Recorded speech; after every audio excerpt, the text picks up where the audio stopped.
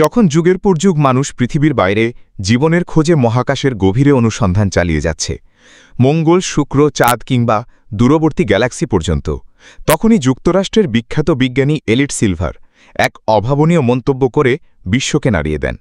তার মতে মানুষ আসলে পৃথিবীর প্রাণী নয়, বরং আমাদের পূর্বপুরুষদের কোনো অজানা সভ্যতা বহু আগেই গ্রহে রেখে গেছে। এই চাঞ্চল্যকর তত্ত্ব শুধু সাধারণ মানুষকেই নয়, বিজ্ঞানী মহলকেও ভাবিয়ে তুলেছে। তাহলে কি আমরা যাদের খুঁজছি সেই এলিয়েন আসলে আমরাই? সিলভারের প্রধান যুক্তি অবশ্যই তুলে ধরছি। শেষ পর্যন্ত সঙ্গেই থাকুন প্রিয় দর্শক। ১. পৃথিবীর পরিবেশে মানুষের অস্বস্তি।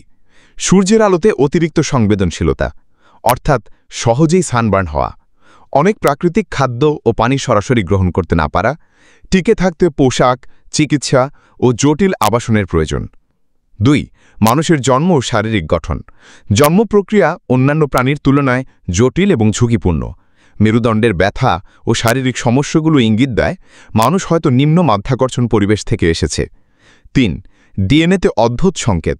মানুষের জিনোমে কিছু অংশ পৃথিবীর অন্য কোনো জীবের সাথে মেলে না।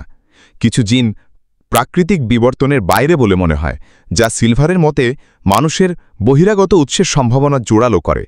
৪. মানসিক ও বুদ্ধিবৃত্তিক ব্যতিক্রম। মানুষের অস্বাভাবিক বুদ্ধিমত্তা, প্রযুক্তি উদ্ভাবনের ক্ষমতা এবং অতিরিক্ত আবেগপ্রবণতা পৃথিবীর অন্যান্য প্রাণীর তুলনায় অস্বাভাবিকভাবে জটিল সমাজ ব্যবস্থা ও সভ্যতা তৈরি। বিজ্ঞানী মহল অনেকে একে নিছক কল্পবিজ্ঞান বলে উড়িয়ে দিয়েছেন, তবে কিছু জেনেটিক গবেষক বলছেন এই প্রশ্নগুলো অমূলক নয়।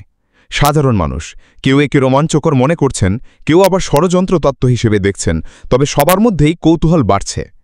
এলিট সিলভারের এই ধারণা এখনও প্রমাণিত নয়, কিন্তু এটি মানুষের উৎপত্তি নিয়ে নতুন দিগন্ত উন্মোচন করেছে। হয়তো আমরা যে মহাকাশে অন্য বুদ্ধিমান প্রাণী খুঁজে বেড়াচ্ছি, তাদের একটি অংশ আমাদের মধ্যেই রয়েছে, আমাদের ইতিহাসের অজানা অধ্যায়ে।